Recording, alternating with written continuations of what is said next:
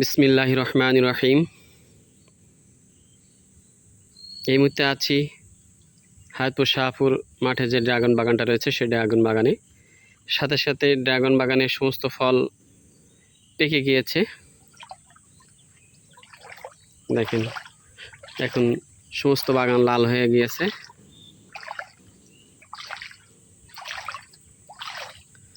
সাথে পানি।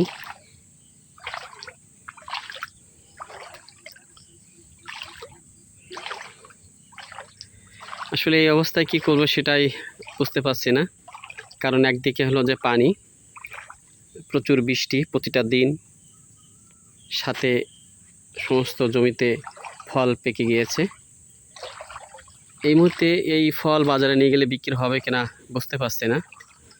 দেখেন কি অবস্থা।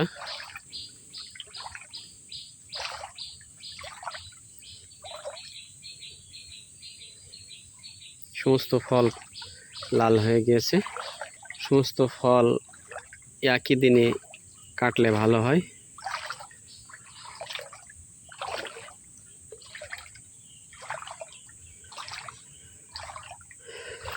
যাই হোক, সবই আল্লাহ পাকের ইচ্ছা।